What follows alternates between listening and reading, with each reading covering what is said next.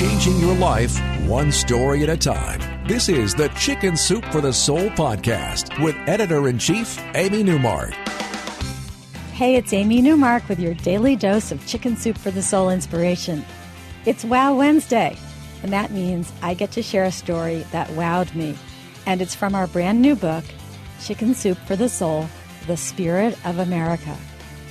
We have a lot of stories in the book about military service members, military families, and veterans. And we have earmarked royalties from the book to benefit the Bob Woodruff Foundation, which helps veterans. The foundation was founded by Lee Woodruff, who wrote the foreword for this book, and Bob Woodruff, her husband, who is the television broadcaster who you may remember was seriously injured when he was embedded with the Army in Iraq. So this story about a young military wife really tickled me. It's one of my favorites from the new Spirit of America book.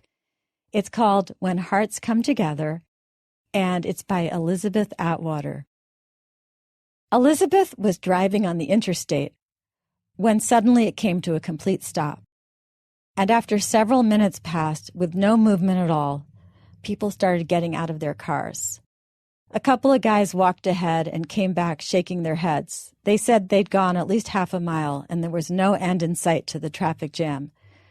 They decided there must have been an accident and the highway would be shut down for a while.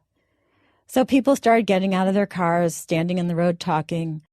Some were complaining, but most were taking it in stride. After all, there was nothing they could do. But there was one young woman who was clutching a little baby, and she was on the verge of tears. And this young woman explained her problem to Elizabeth, saying, "I'm supposed to be at the airport in 35 minutes to meet my husband. He's in the Army. He's coming home from a deployment.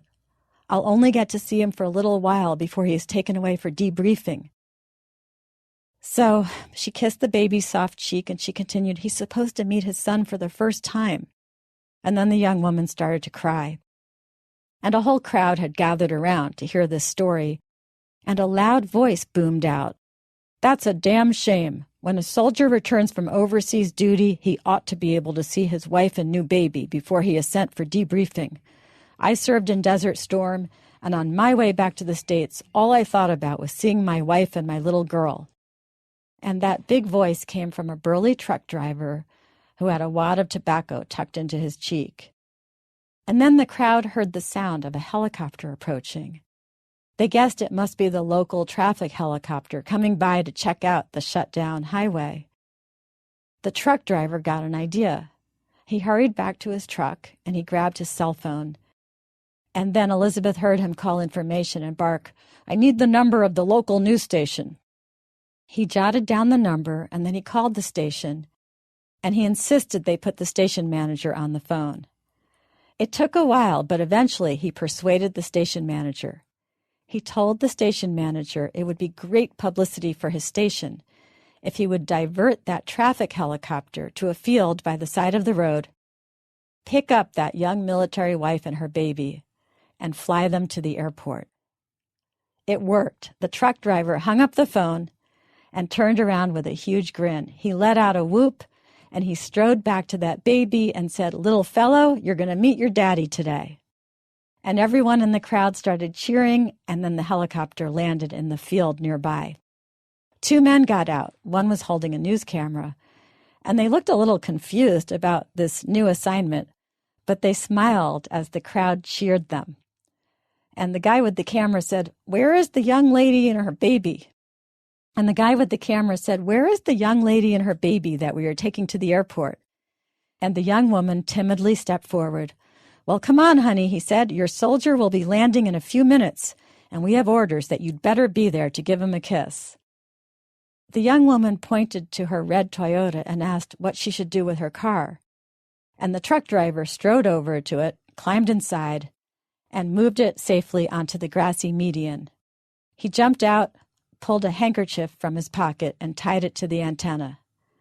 "It will be fine until you come back for it," he said, dropping the keys in her hand. And then a middle-aged man stepped forward and handed her his business card. "Call me when you are ready to come get your car. I'll pick you up at the airport and bring you back here." The crowd broke into more spontaneous cheers. claps, and whistles, and the young mother cradled her baby and ran to the helicopter. So I just love that story. And we have many more like that in the book. And the next time we get together, I'll share another story with you from our new book about America. It's my personal story about how I remind myself every day how lucky I am to live here.